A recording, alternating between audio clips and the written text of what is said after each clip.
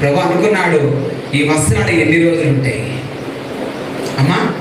ఆకులతో చేసినటువంటి వస్త్రాలు ఎన్ని రోజులు ఉంటాయమ్మా? మోతికి ఆకులతోని ఇస్తారు, ఆకులు చేస్తారు, ఎన్ని రోజులు ఉంటాయమ్మా? గట్టి కాపాడితే సంవత్సరం ఉంటాయి. తర్వాత ఏమైంది అమ్మా? వీళ్ళు ఆకులతోని ఇంకా వస్త్రాలు చేసుకొని కప్పుకున్నారు కదా, ఎన్ని రోజులు ఉంటాయి నీకు పచ్చగా?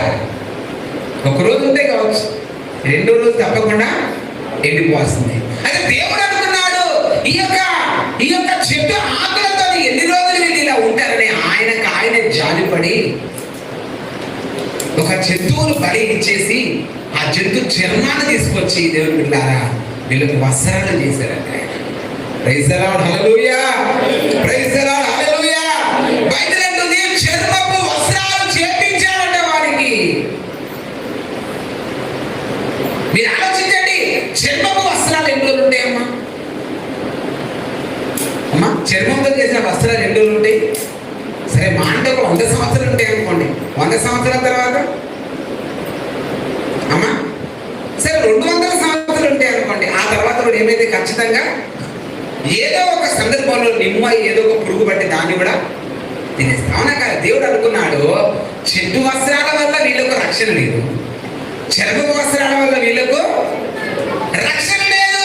కాబట్టి ఈ యొక్క వస్త్రాన్ని కోల్పోయినటువంటి మానవునికి ప్రశస్తమైన వస్త్రం ఇయ్యాలని లోకము నుంచి ప్రభు దిగి వచ్చి తన ప్రాణమును పెట్టి ఆయన రక్తముతో ఒక వస్త్రం తయారు చేశాడు. అదే రక్షణ వస్త్రం. గట్టిగా చెప్పలు కొట్టండి, గట్టిగా చెప్పలు కొట్టి దేవుని కనపరచండి. ఇది మనుషులు తయారు చేసిన వస్త్రము కాదు, గొర్రె పిల్ల రక్తములో తయారు చేసిన రక్తం. ప్రైజ్ ది లార్డ్, హల్లెలూయా, హల్లెలూయా, హల్లెలూయా. ప్రియ దేవుని బిడ్డ, నువ్వు ధరించినటువంటి యొక్క ఆశీర్వాదమనే ఈ వస్త్రం, ఈ రక్షణ అనే విషయం ఇది కొంటే వచ్చేది కాదని.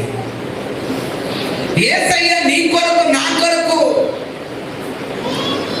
2000 సంవత్సరాల క్రితం ఈ భూ ప్రపంచానికి వచ్చి నీకు ఏ వస్త్రం ఇచ్చినా అది ఒకరోజు చెడిపోద్దని ఆలోచించి నీ జీవితాన్ని ఈ లోకంలో కళ్ళు మూసి పరలోక రాజ్యంలో కళ్ళు తెరిసేంత వరకు నిన్ను కాపాడాలని ఆయన తన ప్రాణమును పెట్టి ఆ రక్తము ద్వారా నీకు ఒక ప్రశస్తమైన వస్త్రాన్ని తయారు చేశాడు.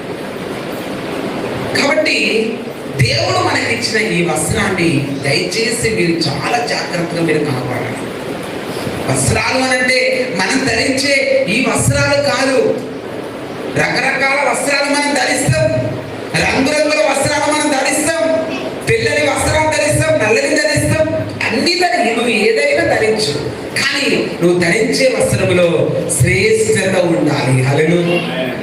దేవుడు ఆదాము అవ్వలకు మొట్టమొదటిగా మహిమ వస్త్రాన్ని ఇచ్చాడు. ఇది ఏ వస్త్రం చెప్పండి? మహిమ వస్త్రం ఇచ్చాడు. ఇష్టవాళ్ళు ఏం చేశారమ్మా?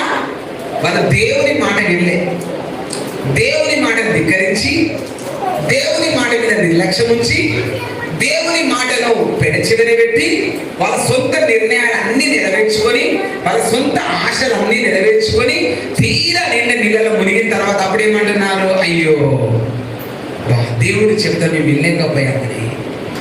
అంటే మీరు ఆలోచించండి, దేవుడు ఏదైతే తినవద్దు అని చెప్పాడో ఆ పండును వాళ్ళు తిన్నారట.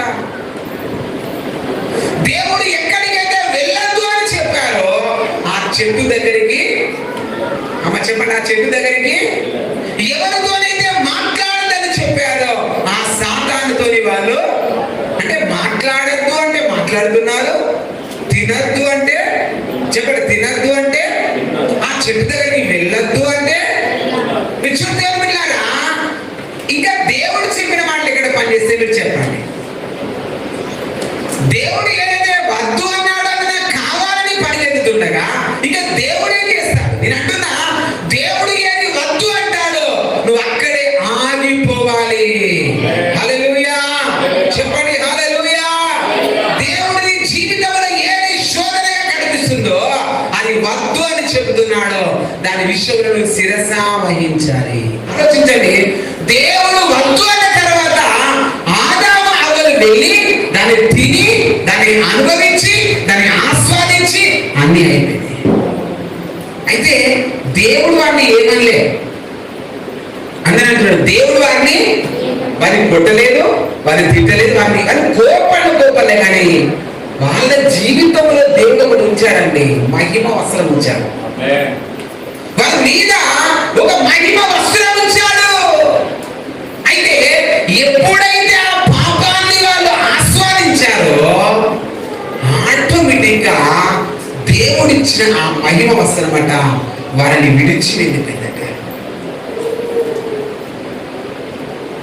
అప్పటిదాకా ఆ మహిమ వస్త్రములో ఆనందించినటువంటి ఆ బిడ్డలు ఎప్పుడైతే ఆ పాప సంబంధమైనటువంటి ఆ పండుగ తిన్నారో దేవుని బిడ్డలారా, వారి యొక్క మనోనేత్రాలు తెరవబడ్డాయి, వారి కళ్ళు తెరవబడ్డాయి. అప్పుడు అంటున్నారే చాలా పెద్ద తప్పు చేశామే.